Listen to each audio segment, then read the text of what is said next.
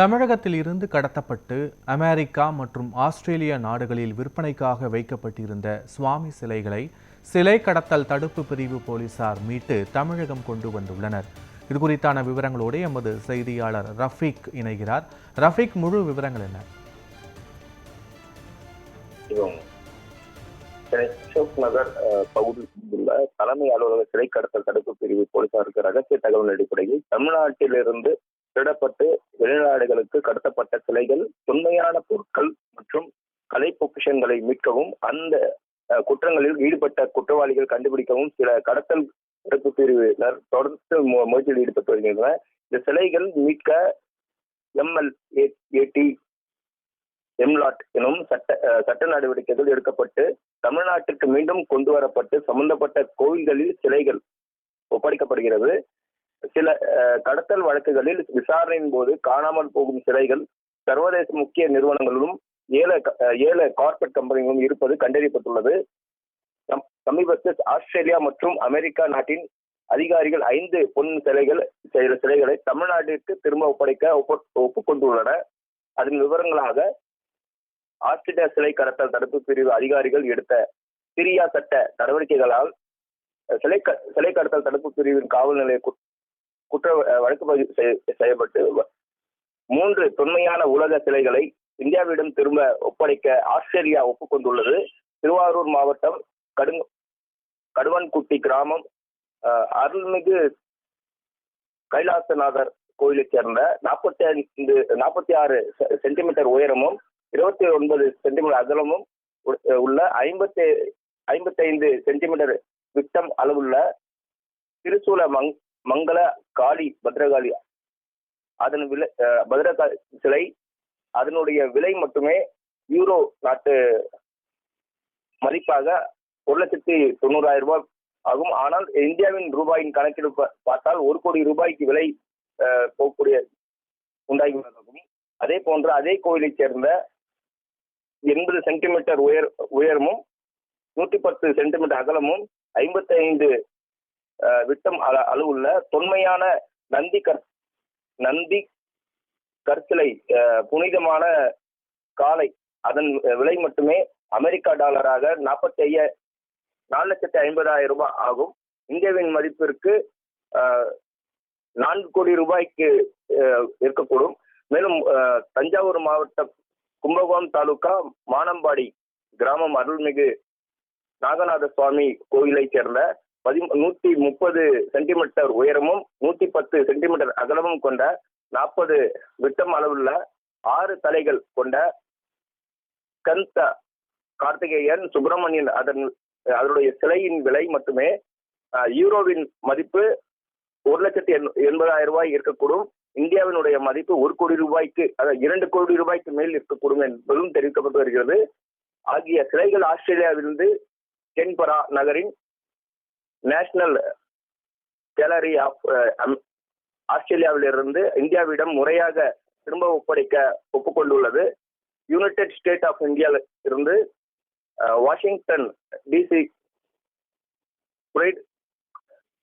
ஷேக்லர் museum என்ற இடத்திலிருந்து இருப்பதாக கண்டறியப்பட்டிருக்கு. தொன்மையான 2 சிலைகளை இந்தியாவிற்கு ஒப்படைக்க அமெரிக்காவிற்கும் ஸ்மித்சோனியன் நிறுவனமான National Museum of Asian Arts ஒப்புக்கொண்டுள்ளது. மேலும் சிலை கடத்தல் தடுப்பு பிரிவின் காவல் நிலைய வழக்கு பதிவு செய்யப்பட்ட கள்ளக்குறிச்சி மாவட்டம் வீரசோழம் கிராமத்தில் சுமார் 900 ஆண்டுகளுக்கு முன்னர் கட்டப்பட்ட அருள்மிகு நாளீஸ்வரர் கோயிலை சார்ந்த 57 சென்டிமீட்டர் உயரமும் 37 சென்டிமீட்டர் அகலமும் 19 சென்டிமீட்டர் வட்டம் அளவில் நாயனார் மற்றும் சுந்தரர் பறவை நாச்சியார் எனும் புனித சுந்தர் சிலை ஒன்று அமைக்கப்பட்டுள்ளது. அந்த சிலைகளும் கணக்கில் வைக்கப்பட்டுள்ளது. மேலும் விக்கிரபாண்டியம் காவல் நிலையத்திற்கு கூடிய வழக்கப்பதிவு செய்யப்பட்ட தஞ்சாவூர் மாவட்டம் மன்னார்குடி தாலுகா ஆலத்தூர் கிராமத்தில் உள்ள 12-13 நூற்றாண்டை சார்ந்த அருள்மிகு விஸ்வநாத சுவாமி கோயிலை சேர்ந்த 59 சென்டிமீட்டர் உயரமுள்ள சோமஸ்கந்தர் ஆகியவற்றை இந்திய அரசாங்கத்திடம் ஒப்படைக்க உள்ளதாகவும் தெரிவிக்கப்பட்டு வருகிறது. சிலை கடத்தல் தடுப்பு பிரிவு கிடைத்த ரகசிய தகவலின் அடிப்படையில் அப்போதைய விழுப்புரம் மாவட்டம், தற்போது கள்ளக்குறிச்சி மாவட்டம் வீரசோழபுரம் கிராமத்தில் 900 ஆண்டுகளுக்கு முன்னராக ராஜேந்திர சோழ முன்னால் கட்டப்பட்ட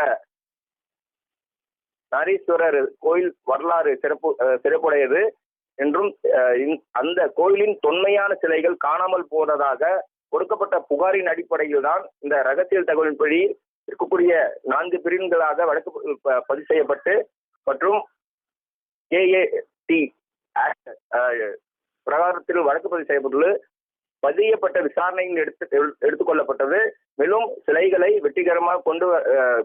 சிலைகளை வெற்றிகரமாக கண்டுபிடித்து உரிய ஆதாரங்களை அளித்தும் மீண்டும் திருப்பி கொண்டு வருவதற்கு தனித்துவ முயற்சியாக செய்த சிலை கடத்தல் தடுப்பு பிரிவினருக்கு சிலை கடத்தல் தடுப்பு பிரிவினர் காவல்துறை உயர் அதிகாரிகளான கூடுதல் தலைமை இயக்குனர் கல்பனா நாயக் IPS அவர்கள் மூலமாகவும், மேலும் சிலை கடத்தல் தடுப்பு பிரிவு காவல்துறை கண்காணிப்பாளரான சந்திரசேகரன் ஆகியோர் வெகுவாக அவர்களை பாராட்டி வருகிறார். மேலும் இதற்காக 4 குழுவாக பிரிக்கப்பட்டு அந்த தீவிரமாக இருக்கக்கூடிய தீவிர கண்காணிப்பில் ஈடுபட்டும் அதற்காக கடத்தல் ரீதியாக இருக்கக்கூடிய ஒவ்வொருவரையும் பிடித்து கைது செய்து அவர்கள் தீவிர விசாரணையின் அடிப்படையில் இவர்களுக்கு உடன்பட்ட இருக்கக்கூடிய கார்பரேட் இருக்கக்கூடிய ஒரு சிலர் செய்யக்கூடிய இங்க தொன்மையான பழமையான சிலைகளை சர்வதேச நாடுகளுக்கு விற்பனையில் ஈடுபடக்கூடிய நபர்களை கண்டுபிடித்து அவர்கள் எங்கிருந்தெல்லாம் விற்பனை செய்கிறார்கள், எவ்வளவு மதிப்பெண்கள் விற்பனை செய்கிறார்கள்,